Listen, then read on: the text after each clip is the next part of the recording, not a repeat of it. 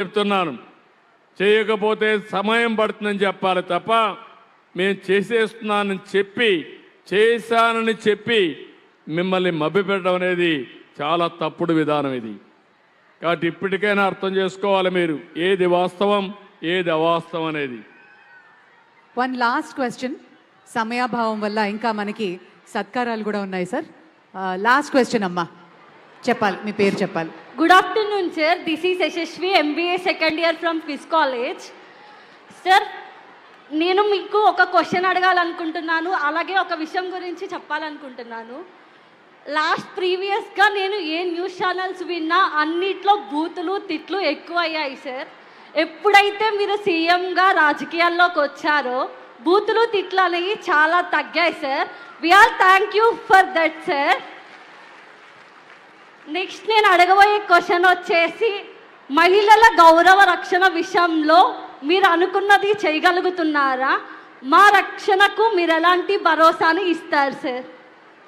చాలా సంతోషం, I'm very happy. మంచి క్వశ్చన్ అడిగావు. ఒకటి మాత్రం గట్టిగా చెప్తున్నా, బూతులు మాత్రం కంట్రోల్ చేశాను. టీవీల్లో బూతులు లేవు, అసెంబ్లీలో బూతులు లేవు, సోషల్ మీడియాలో బూతులు లేవు.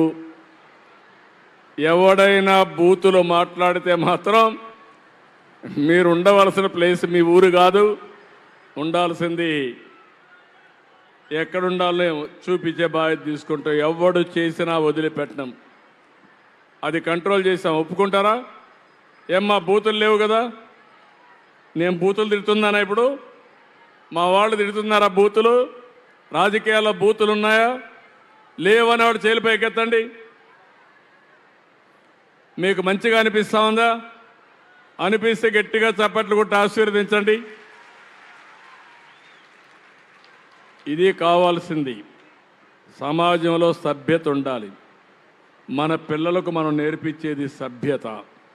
ఆ సభ్యత లేనప్పుడు బూతులు తిట్టుకుంటే చాలా భావితరాలు కూడా నాశనం అయిపోయే పరిస్థితికి వస్తారు. రెండో విషయం, మీరు అడిగారు ఒక విషయం, ఇది కూడా చాలా ముఖ్యం మనందరికీ. ఆ విషయం ఏంటంటే ఆడబిడ్డల భద్రత. గడిచిన 5 సంవత్సరాల్లో మీకు జరిగింది ఒక్కసారి ఆలోచిస్తే, ఒక గంజాయి అనేది రాష్ట్రంలో ఒక పంట అయిపోయింది. ఎక్కడికక్కడ గంజాయి తయారు చేయడం, ఆ గంజాయిని ఎగుమతి చేయడం, వేరే ప్రాంతాలకు పంపించడం. ఇక్కడ కూడా గంజాయి ఎక్కడ పోయినా స్కూల్లో కాలేజ్